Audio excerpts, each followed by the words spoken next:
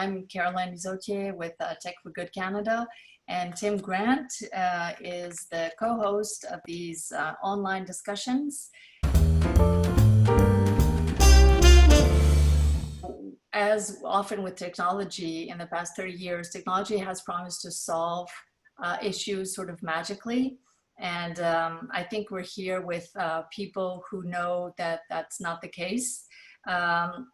But we're also here with people who know that technology can enhance and can help. And in these times, it's even more pressing than before to think about how technology can serve teachers and teaching.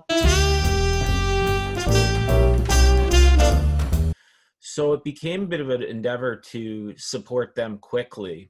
And it became, in part, a beginning conversation, but what is our pedagogy going to look like? Because I believe that where everyone sometimes begins is with the technology. And in reality, we had done some pilot projects on blended learning models where we had begun with a pedagogical approach, where we were using some instructional methods which were face-to-face, and then shifting to some self-paced, self-directed learning approaches, which then shifted back to an experience of a face-to-face classroom, which had a blended experience. So I believe that it all had to begin with the pedagogy and the idea, which is where we began with staff. It was to look at how are we going to integrate our pedagogy into this technology before we even get to Google Classroom or Desire to Learn, etc. Today, EdTech in any way is designed by tech companies primarily. And so it is assumed that teachers will be basically excited by the technology right from the start, versus, doing this sort of thing that Jeff was talking about, which is first talking about what content they're trying to deliver to the kids, and then help them with the tools that are available.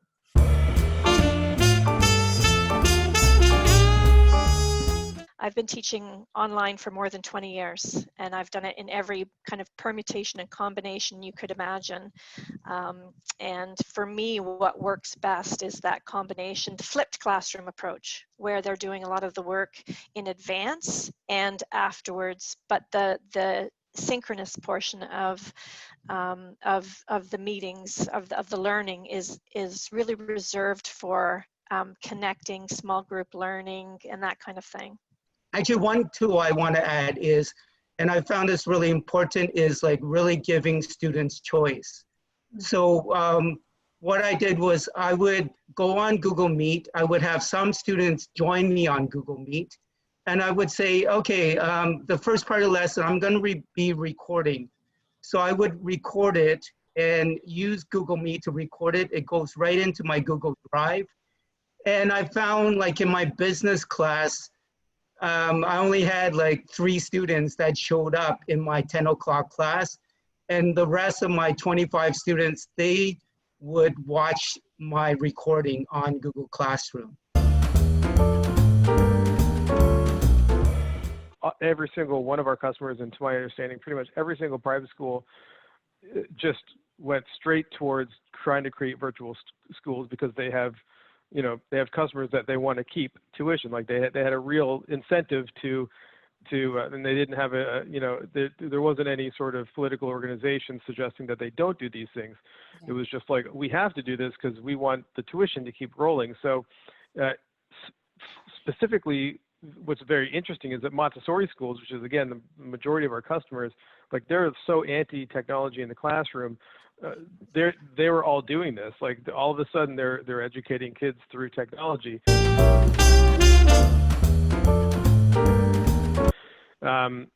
Things have to be so, like, they have to require no learning. If you want teachers to adopt something, it's kind of funny. It needs to not require learning because like nobody wants the technology to get in the way of what they're trying to accomplish. So if you can. You either have to build a system that's so well designed for that very specific type of user, or you have to make it so it's more open and flexible and less confined to doing everything in a very particular way. And that's something that Google does pretty well. And I think that's why it's picked up. So I mean, Google's and that's their sort of UX mantra. It's just like, go to Google. It's just a big field, right? Like they keep it really simple. Teacher is not that easy to use. Like there's a lot more effort. It's not as intuitive. And I think one of the other issues is that Google is really smart. It integrates everything into Google Classroom. So, you know, you have your Google Docs, you have your Google Calendar, you have your Google email. So it all works together. So I found that even when I'm teaching my math class using D2L, my students, they don't enjoy using that platform. So I actually use two platforms. I use the Google Classroom for them to submit their assignments because that's what they're used to. And it's really important, I think, that we go back to the privacy value of desire to learn with respect to protection of student data, which is housed in Canada, which is why while I really believe in multifaceted tool approaches and UDL, I also really believe in protection of student data. And Google Classroom cannot guarantee me that, and nor can a number of other tools in the Google suite. I would not go so far as to support a ban of cell phones in the classroom, because for me, that cell phone is the single most powerful tool that they can have. And when used well and used for educational purposes, it's fabulous. So I worked with a teacher who came in and talked exactly about this topic with some of the BEd students, and he had the students put their phones face down on their desks, and they had transition moments where they were allowed to pick it up and, okay, if you have to check now. So they acknowledged the power of the phone, and they were able to use it, when they needed to use it for learning purposes. So what I do is and this is tied into gamification. I mean, when we start school in September, we're gonna have a more blended learning approach. And I think gamification is gonna be a big part of it. So it's gonna use tools like Kahoot, Quizlet. Like I use Pear Deck a lot in my classroom. And a phone is a great tool for students to do like polls and use that in the classroom. I'd like to take a sort of different stance on this topic. Yeah. I'd like to see cell phones completely banned. I think we have to be a little bit more careful about what we say students need in the classroom. Nobody needs a cell phone in the classroom to be educated. A lot of teachers like to use it and don't want to deal with the challenge of getting kids to, pay attention and not use their phone. And it's challenging. And language is really important. And if this is what's being taught in educating educators, that they need to have phones in the classroom, I get a little scared by that, because it's absolutely not true. It's a very contentious issue because, and what this educator was saying is either you remove the weapons of mass destruction, or the people who make these, so the Apples and the Googles and the others, make them make an educational version of them. So they make a version that can be used in the classroom without these distractions. So, maybe they're set up that they can only use school-related tools on it, that I don't know, it seems very difficult to do. That's why I think the easier approach that has been taken by many school districts, and to address your point, Jason, they've just, you probably heard of this, ask students to put them in pouches when they come in the morning, and pick them up when they, when they have a break or something. And that's how some schools have addressed it. Right. And I think it is, like Janette said, I think it's an absolutely essential tool that we need to be finding ways to utilize in some way, shape, or form. And we need to be thinking about equity, like some of the people have said in the chat box, for sure.